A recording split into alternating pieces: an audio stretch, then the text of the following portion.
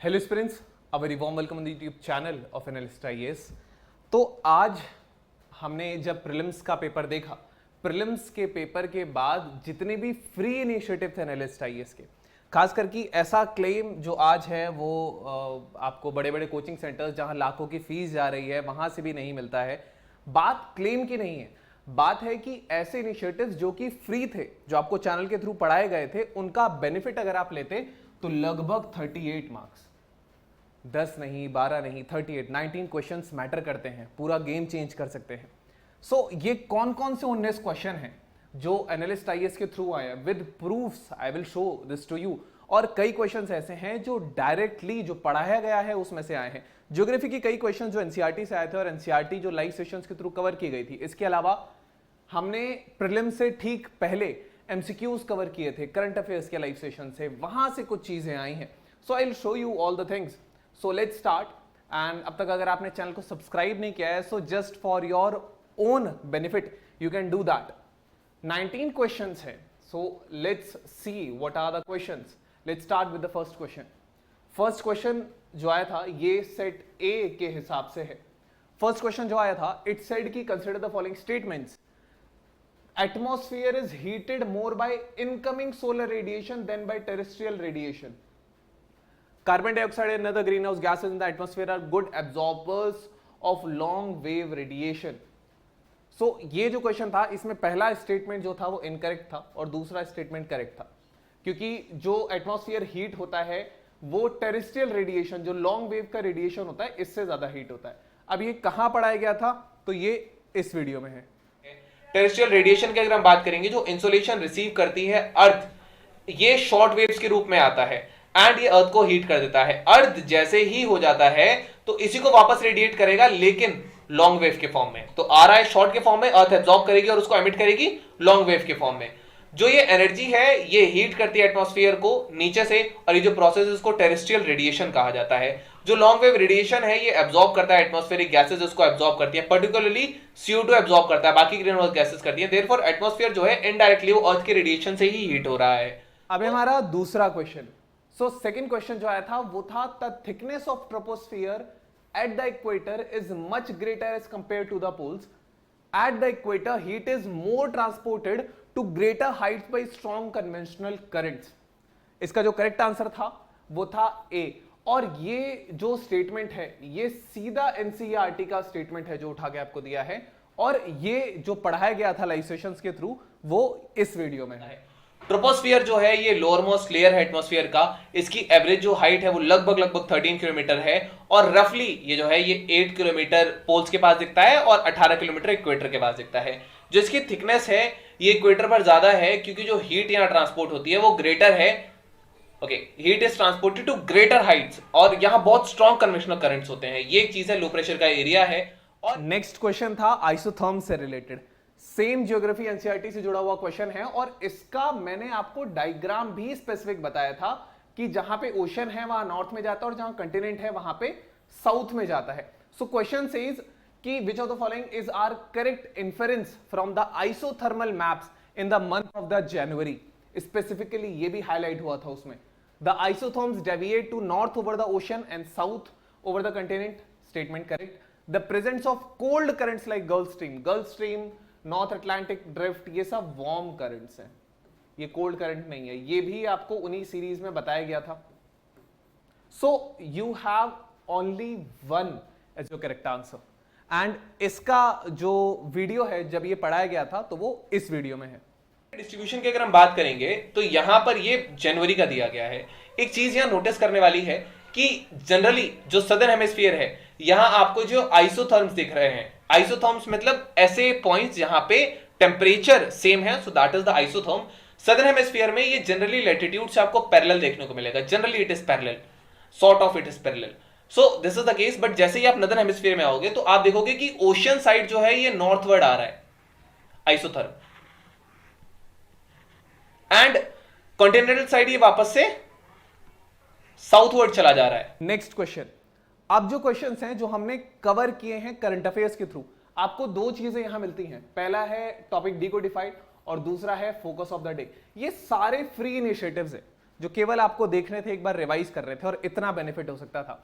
I will show you. So first question जो है, ये जो 6th क्वेश्चन है सेट ए का, वो कहता है कि with reference to the Himalayan rivers joining the Ganga downstream of the Prayagraj from west to east, which one of the following sequences is correct? So इसमें जो करेक्ट सीक्वेंस था वो बी था, जहां गोमती, घाघरा, गंडक और कोसी आती है। कोसी को आप सौरो ऑफ बिहार भी कहते हो। अब ये कब पढ़ाया गया था? जब हम करंट अफेयर कवर कर रहे थे तो उस टाइम पे एक प्लान आया था जो सरकार ने रिलीज किया था, जिसको बोला जाता है आदि गंगा। जो कोलकाता साइड एक गंगा है, आदि गंगा के रिवाइवल प्लान जो था वो सरकार लेकर के आई थी और ये करंट अफेयर्स में था। हमने आदि गंगा भी कवर किया था, उसका पूरा पाथ कवर किया था। ये 1 साल पहले लगभग चैनल पे है। ये आदि गंगा रिवाइवल प्लान का जो है, इसका जो लिंक है ये आपको मिल जाएगा। ये फोकस ऑफ द डे के तहत हमने कवर किया था। इसमें सेम मैप जहां से क्वेश्चन आया है, गोमती, घाघरा, गंडक और कोसी। हालांकि हमने ये एक बार कवर नहीं किया है, एक और बार इसको कवर किया गया है। नेक्स्ट 3 हफ्ते पहले जब हमने लाइव सेशन शुरू किए थे, 3 वीक्स अगो, ये है। और इसमें भी हमने सेम चीज कवर की है, जिसमें है रामगंगा, जिसमें है गोमती, घाघरा, गंडक और यहां पर आ जाती है Kosi. See, this is why these series were important for you.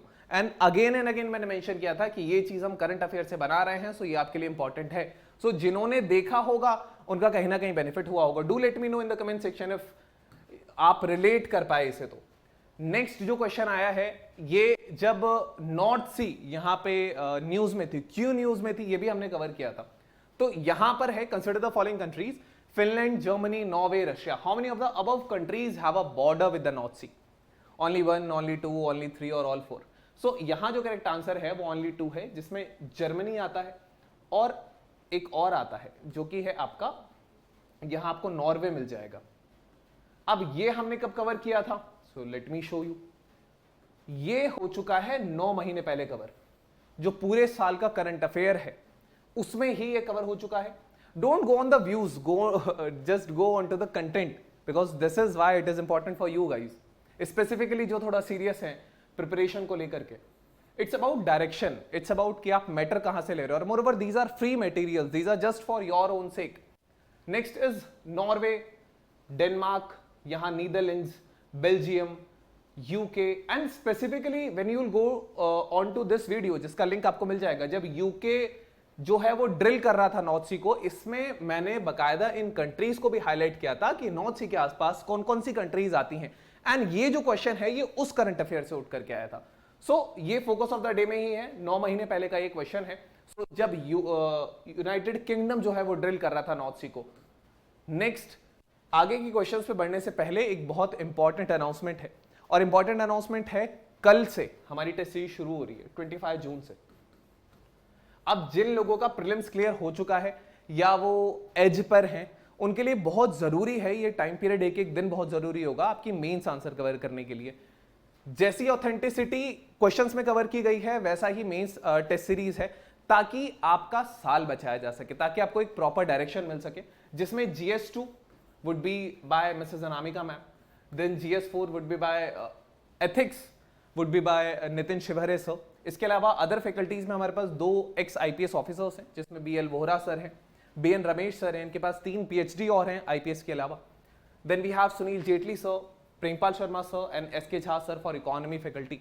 सो ये जो टेस्ट सीरीज हैं ये आपका गेम चेंज कर सकती हैं ऑल एंड ऑल, क्योंकि एक्सपेक्टेड क्वेश्चंस, पूरा PYQ का क्या एनालिसिस रहा है, कहां से क्वेश्चंस आते हैं, ये सारी चीजें, क्योंकि प्रॉपर गाइडेंस, दिशा आवश्यक है। सो यहां पर ऑप्शनल भी कवर्ड है, जिसमें ज्योग्राफी ऑप्शनल है, पब्लिक एडमिनिस्ट्रेशन ऑप्शनल है और पॉलिटिकल साइंस भी एक ऑप्शनल है, जिसकी ऑफलाइन ऑनलाइन दोनों क्लासेस और ऑफलाइन ऑनलाइन दोनों टेस्ट सीरीज इनकी हो पाएंगी। सो फॉर फर्दर डिटेल्स, अगर आप भारत के किसी भी कोने में है, you can contact on the given number, so we will basically connect. Next question जो था अगेन ज्योग्राफी से आया था। ये जो क्वेश्चन है ये बहुत एक्सपेक्टेड क्वेश्चन था। अगर आप यहां पे ट्रेंड फॉलो कर रहे हैं यूपीएससी का, तो यूपीएससी हमेशा सोलिस्टिक से क्वेश्चन पूछता ही पूछता है। भले वो एक साल स्किप कर सकता है, लेकिन अगले साल वो उसको जरूर पूछेगा। So on 21st June every year, which of the following latitudes experience a sunlight of more than 12 hours? Equator, Tropic of Cancer, Tropic of Capricorn और आर्कटिक सर्कल। इसका जो आंसर था वो 2 और 4 था। अब ये हमने कहां पढ़ाया है, तो let me show you. C this is live. ये जो लाइव था, ये जब हम, ये आपको मिल जाएगा, ये कुछ 1.5 घंटे का लेक्चर है, अराउंड इट्स 1 hour 40 minutes का ये कुछ लेक्चर है। और इस लेक्चर में जब हम टेम्परेचर पढ़ रहे थे, जब हम हीट से रिलेटेड चीजें पढ़ रहे थे, I hope this is visible to you. तो यहां पर ये वाला मैप जो है, ये हमारे पास आया था जब हीटिंग कूलिंग हम एटमॉस्फेयर की पढ़ रहे थे, की resulting in more absorption, basically scattering ज्यादा होगा, डिफ्यूजन ज्यादा होगा। यहाँ पे ये एक चीज है जो हमें पता होनी चाहिए। सो ये एक diagram, this diagram is also important, you should note it down, जिसमें हमने इससे रिलेटेड बात की थी। नेक्स्ट जो क्वेश्चन है वो है, one of the following regions has the world's largest tropical peatland. अब ये जो क्वेश्चन है ये डायरेक्ट नहीं है, ये इनडायरेक्ट है। बाकी सारे क्वेश्चन जो हैं वो बहुत डायरेक्ट आए हैं। इनडायरेक्ट कैसे है, हमने जब लाइव सीरीज हम कवर कर रहे थे, let me read the question allowed for you, which holds about 3 years worth of the global carbon emissions from the fossil fuels and the possible destruction of which can exert detrimental effect on the global climate, which of the following denotes that region? So it was basically Congo region, Congo basin, Amazon basin, ये दोनों basin news में थे। Amazon इसलिए news में था क्योंकि नदी सूख रही है, और कॉन्गो भी न्यूज में था क्योंकि ये पीटलैंड वाला था। अब जब हमारे लाइव सेशंस हो रहे थे, उस टाइम पे हमने डिस्कस किया था, सी this is the Congo basin, democratic Congo आता है, इसमें कॉन्गो आता है, देन यहां बाकी हमने इसकी कंट्रीज बेसिकली डिस्कस की थी। सो इसी के अराउंड ये जो क्वेश्चन है, ये अगेन 3 वीक पहले जो हमने डिस्कस किया था, तो ये टॉपिक वहां से टच करता है। दैट इज वाई जो सीरीज हमने शुरू किए थे लाइव सेशंस के साथ, वो बहुत ज्यादा जरूरी रहे थे। नेक्स्ट क्वेश्चन मैं आपको दिखाता हूं। नेक्स्ट क्वेश्चन ये जो है, ये डायरेक्ट क्वेश्चन है। एग्जैक्ट स्टेटमेंट यहां पर आपको मिल जाएगा जिसमें इसका आंसर है, और ये हमने करंट अफेयर से शुरू करा था, जो बहुत फ्री इनिशिएटिव है आपके लिए। Next, which one of the following is the exhaust pipe emission from the fuel cell electric vehicle powered by hydrogen. Question क्यों आया था, सरकार ने इलेक्ट्रिक जो बसेस थी, जो इलेक्ट्रिक बसेस के बाद यहां पर हाइड्रोजन फ्यूल सेल बसेस जो थी वो यहां पर दी थी। इसके बाद हाइड्रोजन की फेरी भी आई थी, इफ यू रिमेंबर। तो ये सारी चीजें हैं। यहां पे जो इसका करेक्ट आंसर है वो वाटर वेपर है। Let me show you. 8 महीने पहले ग्रीन हाइड्रोजन फ्यूल सेल बस, जो टॉपिक डिकोडिफाइड में हमने कवर किया था, यहां पे जब हम बात कर रहे थे हाइड्रोजन फ्यूल सेल कैसे वर्क करता है, जब हमने बसेस की बात की थी, तो ऑब्वियसली बात करेंगे कि हाइड्रोजन फ्यूल सेल कैसे वर्क करता है। सो कैथोड पर ऑक्सीजन मॉलिक्यूल्स कंबाइन करते हैं इलेक्ट्रॉन प्रोटॉन्स के साथ to produce water vapour as a by product. यही तो पूछ रहा है आपसे, डायरेक्ट क्वेश्चन जो आपके एक इनिशिएटिव से आया है। So this is how it is, water vapour is the correct answer. Next, with reference to the corporate social responsibility, again इसका जो सेकंड स्टेटमेंट है ये डायरेक्ट आपसे पूछा गया है, और उसी वीडियो में आप जाएंगे तो यू विल सी कि हमने CSR को भी एक्सप्लेन किया है, क्या होता है, क्या चीजें होती हैं, क्या कंडीशंस होती हैं। तो ये क्वेश्चन भी डायरेक्ट आया है। With reference to the corporate social responsibility rules in India, consider the following statements, और इन सबके लिंक आपको डिस्क्रिप्शन बॉक्स में है if you want to check, और यू कैन डायरेक्टली सर्च, क्योंकि जो नीचे नाम आ रहा है you can directly search it on the channel. CSR rules specify that expenditures that benefit the company directly or its employees will not be considered as CSR activities. CSR rules do not specify minimum spending on the CSR activities. Neither one nor two इसका answer था। अब यहां पे हम देखते हैं कि ये हमने कहां कवर किया है।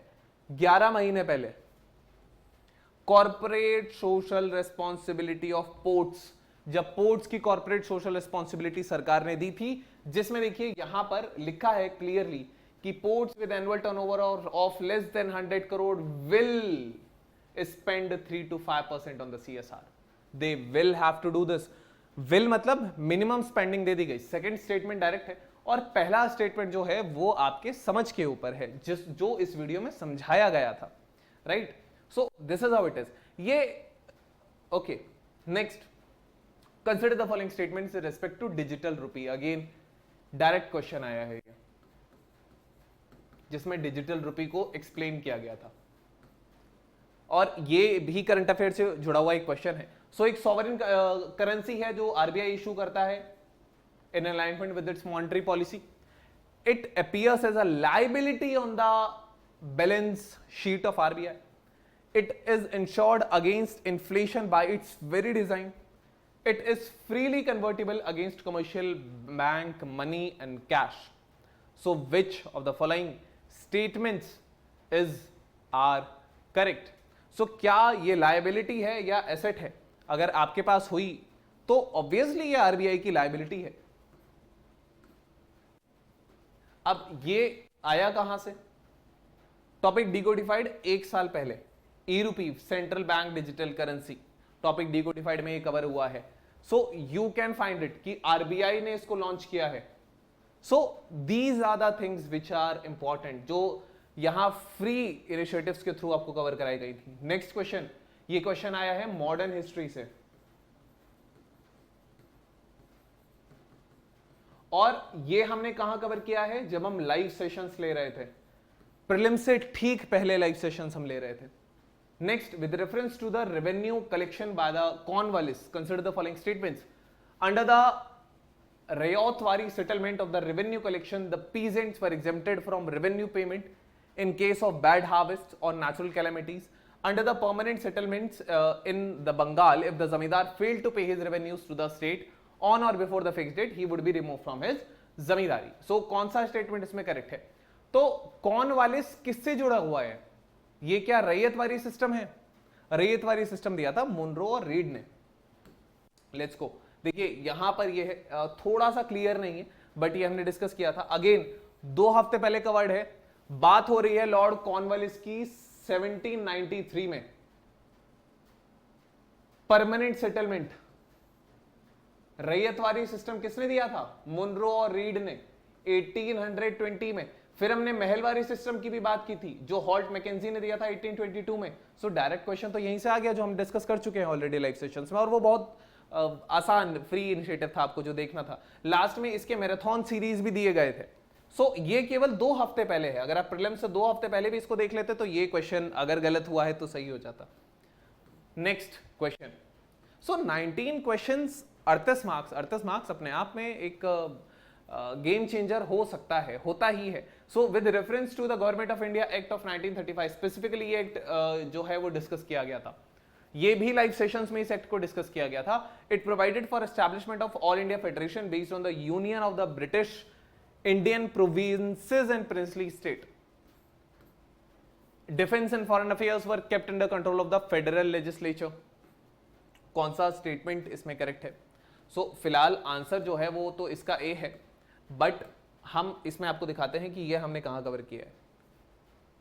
2 हफ्ते पहले एक्सपेक्टेड एमसीक्यू सीरीज जब चला रहे थे हम मॉडर्न हिस्ट्री यूपीएससी प्रीलिम्स 2024 के लिए, तो वहां से जो इसका पार्ट 2 है, पहला एंशिएंट हिस्ट्री का था, दूसरा जो है मॉडर्न का था। अब यहां पर government of India 1935 marked a shift towards provincial autonomy by removing the dyarchy system. Indirect question है बट हम इसको डिस्कस किया था हम लोगों ने, और बहुत डिटेल में डिस्कस किया था। You can go through it once again if you want. Next, consider the following state properties included in the world heritage list by UNESCO. अब यहां 2 चीजें हैं। लाइव सेशंस में हमने डिस्कस किए थे वर्ल्ड हेरिटेज साइट्स, और ये हमने डिस्कस किए थे मैप का यूज करके, जिसमें मैप में जितनी भी वर्ल्ड हेरिटेज साइट्स हमने उनको कवर किया था। लेकिन ये जो क्वेश्चन है ये बोलता है कि 2023 में आपने किस किस को इंक्लूड किया, तो 2023 में केवल 2 इंक्लूड हुए थे। शांति निकेतन काफी ज्यादा न्यूज में था। Next, sacred ensembles of Hoysalas, B इसका एक करेक्ट आंसर है। अब यहां पर अगर हम जाएंगे तो ये कवर हुआ है। ये कब कवर हुआ है? 3 Hoysala temples declared world heritage sites. कब आया है ये 9 महीने पहले आया है। होयसाला आर्किटेक्चर के बारे में, इन 3 टेम्पल्स के बारे में हमने डिस्कस किया था। हिस्ट्री क्या है, सिग्निफिकेंस क्या है, सेक्रेड एंसेंबल्स ऑफ होयसालाज। ये ऑप्शन तो डायरेक्ट आया है, तो क्लियर है कि ये डायरेक्ट आया है, with proof it is there कि ये डायरेक्ट आया है. So these are the things जो बहुत फ्री इनिशिएटिव के थ्रू आपको कवर कराई गई थी. एंड ये अगर आपका कवर्ड होता तो ऑब्वियसली इतने मार्क्स 38 नहीं तो 30 भी याद होते तो 30 is a very big margin. So which of the following statements are correct in respect of a money bill? Article 109 mentions special procedure in respect to the money bills. Yes, money bill shall not be introduced in the council of the states. Rajya Sabha can either approve the bill or suggest changes but cannot reject it. Amendments to the bill suggested by the Rajya Sabha have to be accepted by the Lok Sabha. No. So you have, do you have 1, 3 anywhere? No. You have 1, 2, 3. कहां cover किया गया था ये? 8 महीने पहले.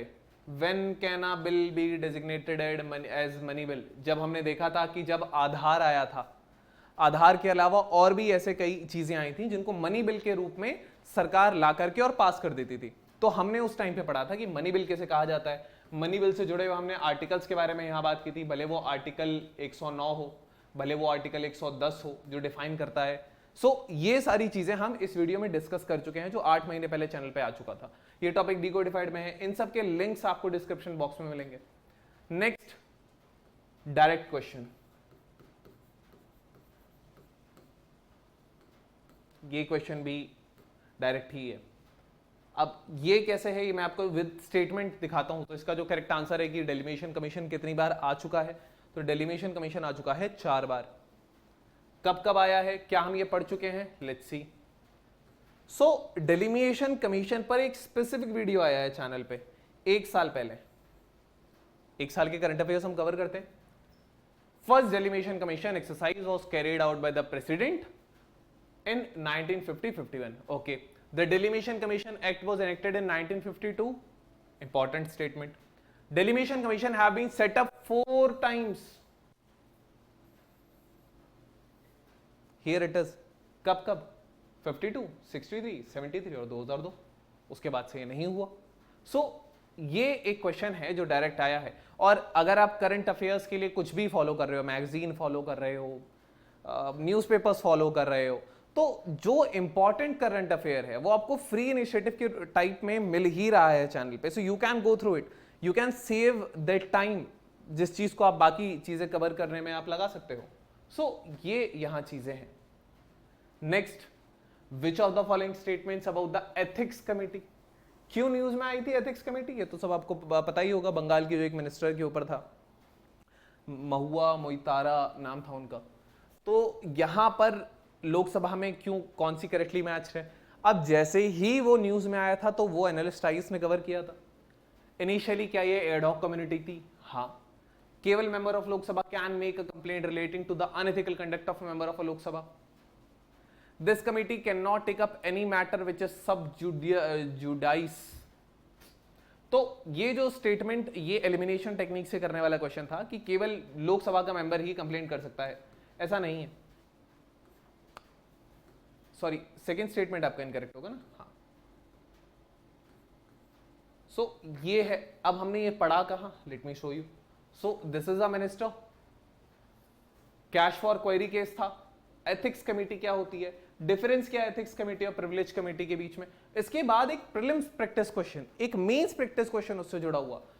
ये आपको चीजें याद हो जाती हैं. अगर आप मेंस प्रैक्टिस करके उसको टेस्ट सीरीज आपने ज्वाइन कर रखा है और आप वहां पे उसको भेजते हो, वो एनालिसिस होकर आपको मिलता तो आपको याद रहता. 7 महीने पहले ये आ चुका है. ये आपको चैनल पे मिल जाएगा. इसके लिंक आपको डिस्क्रिप्शन बॉक्स में मिल जाएंगे. This is the biggest proof which you have कि आपको करंट अफेयर के एटलीस्ट सोर्सेज या बाकी चीजों के सोर्सेज कहां से लेने हैं. आपको टेस्ट सीरीज अगर लेनी है तो वो कहां से लेनी चाहिए. It's about direction, it's not about promotion, it's about saving your time. This is how it is. Right of prohibition is an order issued by the Supreme Court or High Court.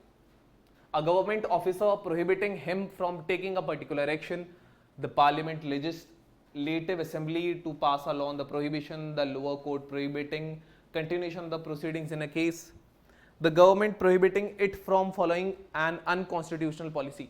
Rights, कौन सा article है? Article 32, article 32 क्या हम discuss कर चुके हैं? क्या government prohibit करती है? Okay, government officer prohibiting him from taking particular action? No. Prohibit, parliament legislative assembly pass a law? No. Government prohibit करती है? नहीं. प्रोहिबिट कौन करता है? हाई कोर्ट और सुप्रीम कोर्ट. दो चीजें होती हैं, प्रोहिबिशन और सर्टियोररी. तो प्रोहिबिट में प्रोहिबिट कर दिया जाता है कि आप इस केस को नहीं चलाएंगे, वहीं रोक देंगे, और सर्टियोररी के माध्यम से जो लोअर कोर्ट है उसको हाई कोर्ट में ट्रांसफर कर दिया जाता है. क्या हमने कवर किया है? क्या हमने डायरेक्टली कवर किया है? लाइव सेशन हमने कवर किए थे 3 हफ्ते पहले. अगेन एंड अगेन मैंने कहा था कि वो लाइव सेशंस इंपॉर्टेंट हैं, क्योंकि हमने पूरे साल का करंट अफेयर जो था उसको कंपाइल करके यहाँ पे एमसीक्यू क्वेश्चंस बनाए थे. I hope this is visible to you guys. ये जो पहला है ये हेबियस कॉर्पस है, दूसरा मेंडेमस, तीसरा सर्टियोररी, चौथा प्रोहिबिशन और quo warranto. Prohibition, to prohibit an inferior court from continuing the proceedings in a particular case where it have jurisdiction to try. Direct question. अगर आपने सीरीज देखी, या मान लीजिए कि फिलहाल तो ये 96 व्यूज दिखा रहा है, अगर इन बच्चों ने देखी होगी ऑब्वियसली यहां बेनिफिट हुआ होगा. So do let me know as well if you are one of the beneficiaries of these free initiatives. Next is consider the following statements. It is the governor of the state who recognizes and declares any community of the state as a scheduled tribe. Okay. A community declared as a scheduled tribe in a state need not to be so in another state. So कौन decide करता है? Governor recognise करता है, declare करता है किसी भी community को, स्टेट को, कि वो शेड्यूल ट्राइब है. डिक्लेयर कौन करेगा? किसका काम होगा डिक्लेयर करने का? ये बहुत सारे क्वेश्चंस हैं. अब ये आया कहां से? देखिए, हमने बहुत सारी चीजें यहां कवर की थी. National commission for schedule tribe cover किया था 1 साल पहले, ये फोकस ऑफ द डे में कवर्ड है. बात की थी कि कैसे कैसे जो शेड्यूल ट्राइब है उनको बनाता है, कौन डिक्लेयर करता है, कैसे वो जो आपकी कमेटी है वहां तक पहुंचता है. देन फाइनली जो प्रेसिडेंट होते हैं ये उनको इंक्लूड कर देते हैं. किसका काम होता है? शुरुआती डिक्लेरेशन का, शुरुआती रिकॉग्निशन का. इसमें गवर्नर के भी रूल्स आते हैं. अब नेक्स्ट आता है बाइगा ट्राइब. स्टेट का भाई उसमें रोल आता है. जो स्टेट है वो भी भेज सकता है, नॉमिनेशन भेजते हैं ऊपर, फिर वो यहाँ कमेटी के पास जाता है, फाइनली जाएगा प्रेसिडेंट के पास. प्रेसिडेंट जो है वो उसको नॉमिनेट करेंगे. बहुत सारी चीजें इंपॉर्टेंट है कि ये जो कमेटी है क्या कंपोजिशन है, क्या ये कॉन्स्टिट्यूशनल है या नहीं है, ये सारी चीजें डिस्कस की थी. नेक्स्ट वर्ल्ड ट्राइबल डे हमने डिस्कस किया है. Next particularly vulnerable tribal groups हमने डिस्कस किया है. इनके डिफरेंट गवर्नमेंट स्कीम्स जो इनके लिए हैं, भले वो पीएम जनमन स्कीम हो या और कोई स्कीम हो, जो हमने डिस्कस किया है. नेक्स्ट यहाँ पे क्या है? नेक्स्ट है बैगा ट्राइब्स छत्तीसगढ़ के, जिनको हैबिटेट राइट्स मिला था 8 महीने पहले, ये कवर्ड है. सो स्पेसिफिकली बैगा ट्राइब से नहीं आया है, लेकिन हमने यहां पर हैबिटेट राइट के बारे में जिक्र किया था. यहां इन चारों वीडियोस को अगर आप देखेंगे तो आपको एक कंपाइल एक्युमुलेशन एटलीस्ट देखने को मिलेगा, जहां पर बहुत सारी चीजें कवर्ड हुई हैं. सो इन्हीं में हमने कवर किया है कि कौन कौन करता है, कौन नहीं करता है. So this is how it is. Next, with reference to the union budget, consider the following statements. The union finance minister on the behalf of the prime minister lays annual finance bill before both the house of the parliament. At the union level, no demand for the grants can be made except on the recommendation of the president of India. Which of the following statements given above are correct? प्रश्न है कि क्या दोनों houses के आगे रखा जाता है या केवल लोअर हाउस के आगे रखा जाता है. ये सारी चीजें कहां कवर्ड है? ये यूनियन बजट वाले क्वेश्चन में कवर्ड है. ये एक हिट सीरीज है, ये आपको 2022 में था, ये थोड़ा पुराना है, बट यूनियन बजट से रिलेटेड भी सारी चीजें इसमें डिस्कस हुई थी. कौन करता है, कैसे करता है, कहां प्रोड्यूस होता है, कहां नहीं होता है. अगर आपने ये पढ़ा होता तो वो क्वेश्चन हो जाता. नेक्स्ट यहां पर अगेन जो आपके लिए इंपॉर्टेंट है, जब हम इतना दूर आ चुके हैं तो थोड़ा दूर और, क्योंकि प्रीलिम्स क्लियर होने के बाद जो मेन हर्डल है वो आपका मेंस का है, और मेंस के लिए आपको एक जेन्युइन टेस्ट सीरीज की जरूरत है, जो बहुत कम प्राइसेस में आपको अवेलेबल कराई जा रही है. If you have cleared prelims then you can contact, and जो लोग ऑलरेडी यूपीएससी के द्वारा सिलेक्टेड हैं और वो दोबारा रैंक इंप्रूवमेंट के लिए या एक पोस्ट इंप्रूवमेंट के लिए दे रहे हैं, तो उनके लिए टेस्ट सीरीज एकदम फ्री है. So these are the things. Again मैं एक बार और बता देता हूं कि यहाँ GS2 जो है वो कवर होगा, GS4 यहाँ कवर होगा. सारी फैकल्टी से मैं आपको ऑलरेडी इंट्रोड्यूस करा चुका हूँ वीडियो के स्टार्टिंग में. Again let me do this. 2 IPS officers हैं, एक्स IPS ऑफिसर्स, जो आपको एक प्रॉपर गाइडेंस दे सकें यहाँ पर एक डायरेक्शन की बहुत ज़रूरी होती है। कहा जाता है कि जो दिशाहीन कर्म होता है उसका फल नहीं होता, तो दिशाहीन कर्म ना हो, कर्म की भी एक दिशा हो, एक डायरेक्शन हो, एक ऑर्गेनाइजेशन हो। So this is why these things are important for you. So आप भारत के किसी भी कोने में हैं, you can directly join it, you have the number, you have already seen कि कितनी चीजें कवर हुई हैं, बिकॉज इतने सारे मार्क्स, और ये तो फ्री इनिशिएटिव है। सो प्रीमियम इनिशिएटिव्स में और बहुत सारी चीजें होती हैं। 25 जून से शुरू है, मतलब कल से शुरू है, जिसमें ऑप्शनल है ज्योग्राफी, पब्लिक एडमिनिस्ट्रेशन और पॉलिटिकल साइंस, ये ऑप्शनल भी कवर्ड है, जिसकी क्लासेस हैं, जिसकी टेस्ट सीरीज भी हैं, ये दोनों हैं। सो you can enrol, in fact you must enrol अगर आपका प्रीलिम्स क्लियर हुआ है, या अगर नहीं भी हुआ है, अगले साल अगर आपको 25 में देना है, सो टेस्ट सीरीज खास करके मेंस की आंसर राइटिंग प्रैक्टिस प्रीलिम्स से पहले आपके लिए जरूरी है। And you have already seen, and don't worry about the current affairs. Current affairs आपको चैनल पे मिल जाएंगे और वो ऑथेंटिक हैं, you can go through it, you can take screenshots, you can save the video, और लास्ट में आपको मैराथन मिल जाएगा। ऑलरेडी आप देख चुके हो कि कैसे कवर करना है, कहां तक कवर करना है। So this is the thing, magazines लेना, कवर करना है, you can do for your own time wasting and all, but यहां पर मैक्सिमम जो था वो हम कवर कर चुके हैं। 19 क्वेश्चन रिलेटेड करंट अफेयर्स से, तो ये अपने आप में एक चीज है। आई एम नॉट सेइंग कि stop reading any other sources, but this is very important for you, crucial for you, it can save you many things. So लगभग 38 मार्क्स,